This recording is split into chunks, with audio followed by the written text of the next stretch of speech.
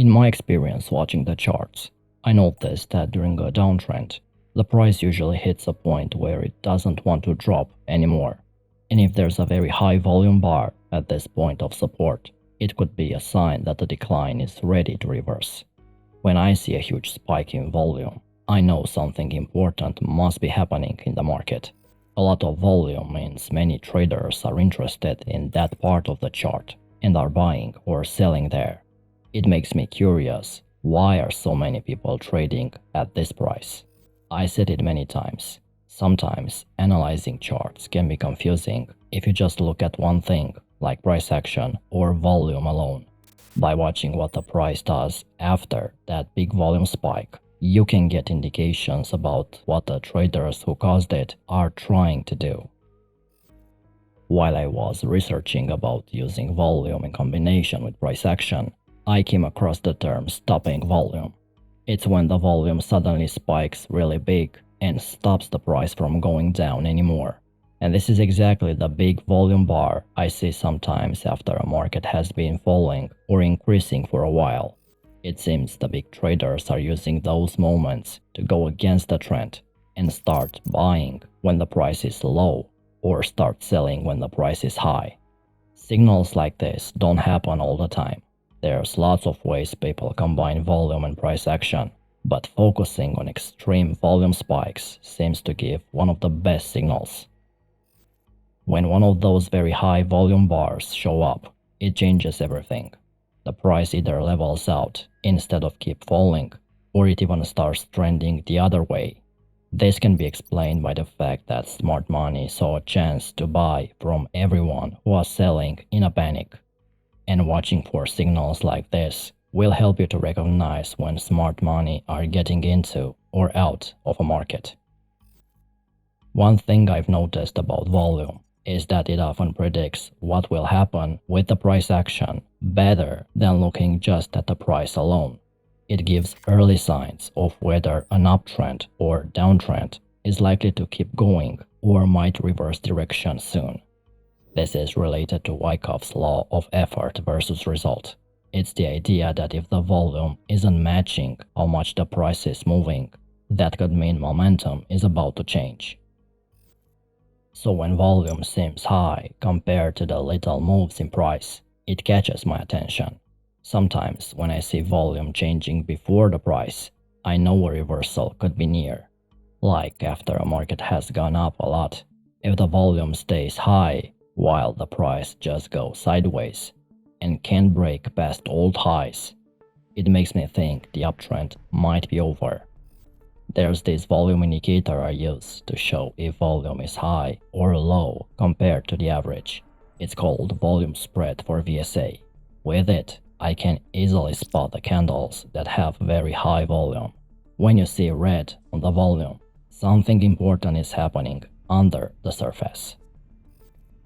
When I see one of those huge volume spikes after prices have been falling, I start wondering what usually happens next. In an ideal scenario, it means the downtrend is over, at least for now.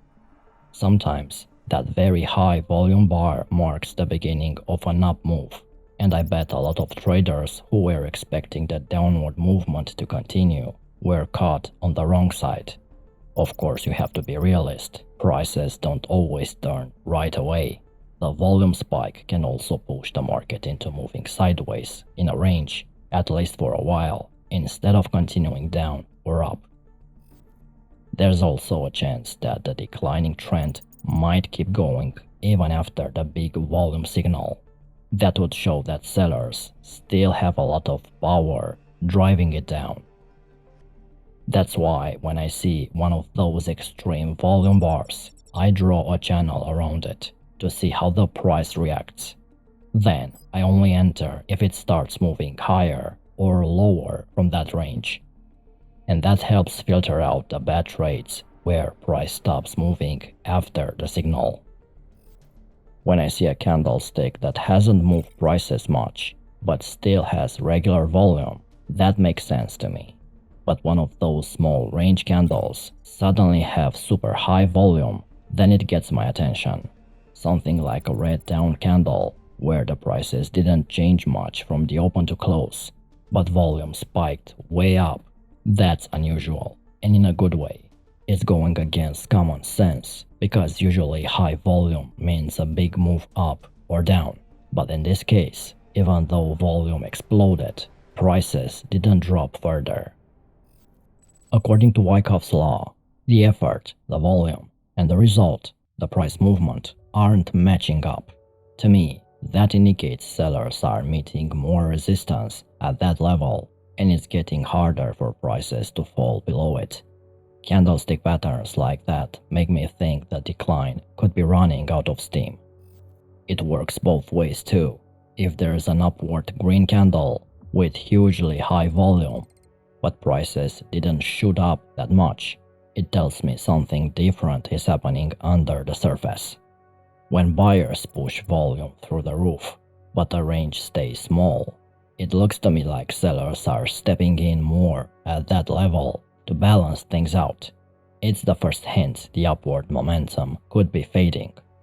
Again, just one signal like this isn't enough. I need to see what prices do after to know if it really means a trend change is starting. If the price breaks below that big volume candle in the future, that would confirm to me it's time to short sell, since the buyers aren't in control anymore. There are two ways to trade this very high volume: to fade the move or to trade a continuation, and that depends on the time frame you're trading. I've talked about the high volume bars in a past video, and I used to scalp the 1-minute chart with them, and it's still a valid approach. But lately, I'm more inclined to swing trading, and I had to adjust the method. The goal is watching how volume interacts with price and recognizing the early warning signs like the abnormal volume candles before the trend turns. So here is how I would explain it from my perspective. The strategy focuses on capitalizing when I see one of those massive volume spikes. It usually works like this. The price has been falling or rising. Then all of a sudden, volume surges way up with a huge red volume candle. Then I draw a box around the high and the low of that very high volume candle. And there are two scenarios. That big influx of trading stops the previous momentum and price reverses, or price continues in the initial direction more aggressively than before.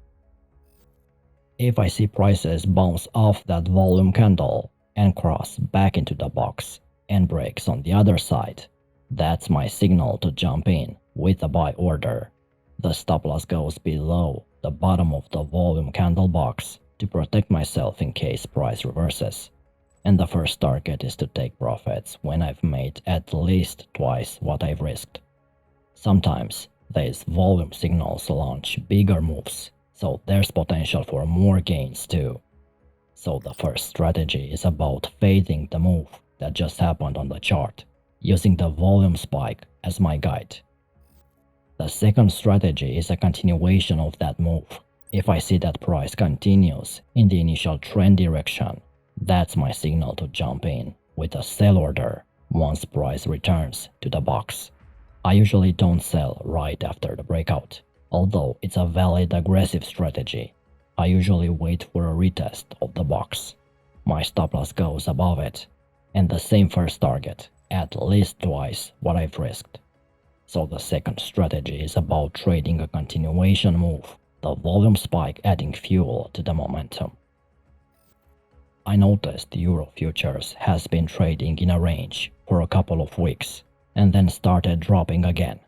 Right as it was approaching this demand level, volume suddenly spiked up, not just once, but twice. Second time with a red small candle. Those very high volume spikes at demand after the decline caught my eye. Plus the signal price bar had a tight range even with the high trading volume. So I placed my box around that area. And following the plan we've discussed about fading volume spikes, if euro price breaks above the top of the box, that's when I'll hit the buy button. My stop goes below the demand, just in case it continues falling, and take profit once it reaches the next major swing high. This was the daily time frame, so the strategy is perfect if you have limited time for trading. If you're day trading, there will be tons of huge volume bars, but don't try trading each one. Focus on volume spikes that really stand out, especially near supply and demand levels. Like this one, we had an up move, then volume exploded on a small red candle at the high. If it breaks below the low of our box, a sell trade with a tight stop targeting this low looks pretty good. Here I noticed another potential setup forming. It looks like a double bottom with an ultra high volume bar on this candle. So if it breaks above the top of that candle after the volume surge, I'll take the long entry. Stop loss under the most recent swing low, and I'll aim to cash out when it hits the next major high point. That should offer a very good profit target. In this example, I noticed a huge spike in volume with a big green candle. Since the price range was also large from the open to close, it wasn't displaying the effort versus result imbalance we looked for in the previous examples. With high volume matching a strong move up, my impression was this likely signals a continuation of the trend rather than reversal potential. And that's our second approach. We are trading continuation moves after high volume spikes. I placed my channel around the signal candle, hoping for an upward breakout. As I initially thought, price consolidated just above the channel I've made. So while this volume spike wasn't an optimal stopping volume setup, observing it helped reinforce the previous bullish momentum. And as a side note, in case price broke lower, we could have taken a short trade at the retest of the box. Here's another trend continuation signal. Prices have been declining and volume spiked on a big candle. With high volume matching the strong down move, this likely signals a continuation of the trend. So we placed the channel around the high volume candle. Since the move down wasn't reversed after the volume spike, this indeed signaled a continuation of the downtrend. If prices will retest the bottom of the box after the initial breakout, a short trade could be taken aiming for the next swing low. Another trend continuation signal, an upward move, was underway when volume exploded on a big green candle. They suggested buyers were actively testing that resistance or supply level, indicating continued buying momentum. A long trade could be taken after a breakout above the box, with a stop below and a profit target at the next swing high. Another signal, a large green candle appeared with matching high trading volume. Since effort matched the result, signaling a strong move, this pointed to further uptrend continuation rather than reversal. So we're watching for an upward breakout, and we're betting that the existing bullish momentum will continue, aiming to ride the trend higher. Of course, alternatively, a short could be taken on a retest of the box if price reversed this direction. You just have to be flexible and adaptable. Now, the market can be noisy, so focusing on times when trading activity is the highest helps reduce false signals from the quiet periods. Signals seem most reliable for me during key session overlaps, like the London to the New York one. Signals formed when volume is normally low, like overnight, haven't worked as well from what I've seen. And for stocks, the first 30 minutes after the open can be choppy. In this case, it helps to wait for volatility to settle before entering, since that opening surge of volume can often be misleading. And most importantly, look for spikes near evident levels of supply and demand, Fibonacci levels, VWAP, or moving averages. These areas have the cleanest signals.